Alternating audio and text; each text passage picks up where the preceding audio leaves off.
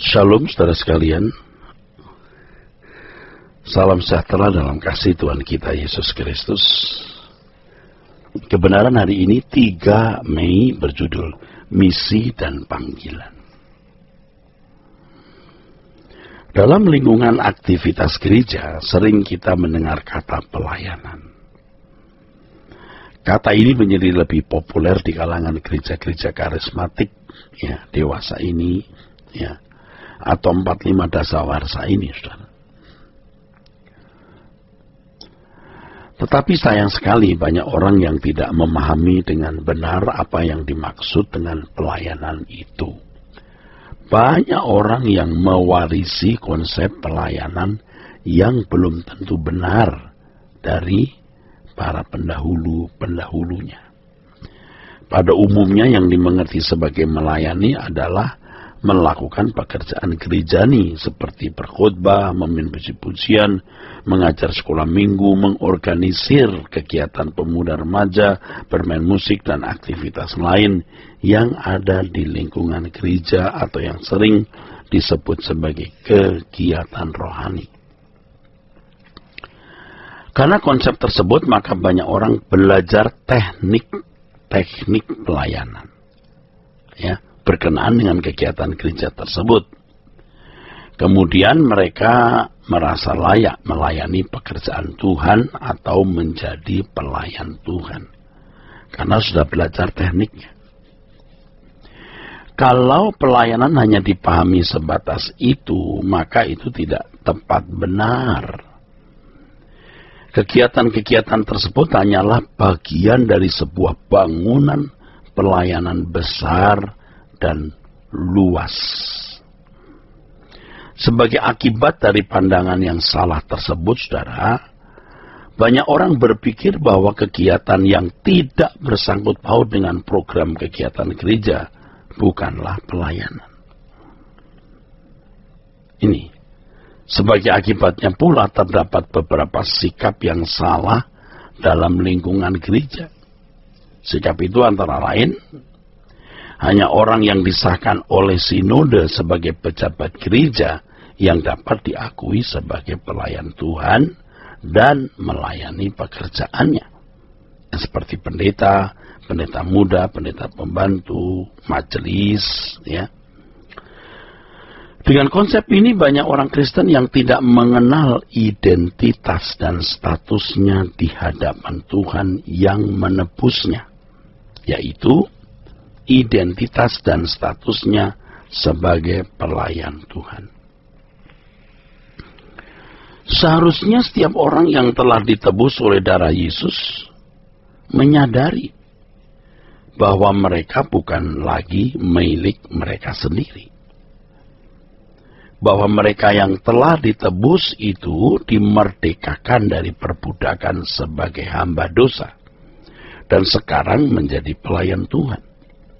Dengan demikian, sangatlah jelas bahwa setiap orang percaya terpanggil untuk melayani Tuhan. Setiap orang percaya yang telah ditebus oleh Tuhan Yesus adalah pelayan-pelayan Tuhan atau hamba-hamba Tuhan. Sekarang kita harus mulai membongkar, saudaraku. Kita harus mulai membongkar tembok pemisah antara imam dan awam, pendeta dan jemaat, pelayan Tuhan dan mereka yang tidak yang dianggap tidak berhak menyandang status pelayan Tuhan. Harus kita bongkar tembok ini. Antara imam dan awam, pendeta dan jemaat, pelayan Tuhan bukan pelayan Tuhan. Kalau bukan pelayan Tuhan, pelayan siapa? Ya kalau bukan pelayan Tuhan, tentulah pelayan setan, saudaraku. Padahal Alkitab mengatakan bahwa semua orang yang telah ditebus oleh darah Tuhan Yesus bukan milik mereka sendiri, tetapi telah menjadi milik Tuhan. Mereka harus hidup untuk kemuliaan Tuhan. Artinya semua juga harus melayani Tuhan. Mereka yang telah menerima korban Tuhan Yesus harus rela mati atau telah rela mati bagi dirinya sendiri, tetapi hidup bagi kepentingan Tuhan. Ini berarti setiap anak Allah adalah pelayan Tuhan. Setiap orang yang telah ditebus oleh darah Yesus adalah pelayan-pelayan Tuhan Yesus. Pembedaan dua kelompok tadi, saudara, imam awam, pendeta dan jemaat, gitu ya. Imam dan awam, pendeta dan jemaat, pelayan Tuhan dan bukan pelayan Tuhan, menciptakan dualisme. Satu sisi ada hukum dan standar moral yang diperlakukan untuk kelompok yang dikategorikan sebagai pelayan Tuhan. Sisi lain ada hukum atau standar moral yang diperlakukan bagi kelompok yang tidak dianggap sebagai pelayan Tuhan. Ini diskriminasi dalam gereja yang sangat tidak alkitabiah. Sesungguhnya semua orang percaya memiliki hukum dan standar yang sama. Tentu seorang yang dipanggil untuk menjadi pelayan jemaat diharapkan memiliki standar moral yang lebih tinggi sehingga dapat menjadi teladan bagi jemaat, ya. Paulus berkata, ikutilah teladanku. Perbuatan dan seluruh perilaku seorang pelayan jemaat haruslah menjadi pola dengan mana jemaat membangun diri mereka.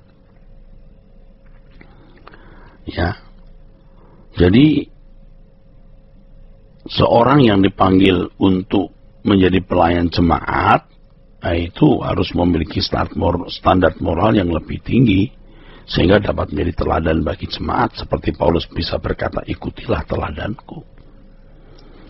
Pekerjaan Tuhan yang luas tidak dapat dikerjakan hanya oleh mereka yang telah disahkan sinode sebagai pejabatnya. Tetapi setiap anggota jemaat yang tidak memiliki jabatan dari sinode atau gereja pun harus melayani Tuhan, ya saudaraku, untuk mengenapi rencana Allah yang agung di atas muka bumi ini. Dalam hal ini setiap individu harus melayani sesamanya secara pribadi. Ya, sesamanya secara pribadi. Kita harus dapat membedakan antara misi dan panggilan.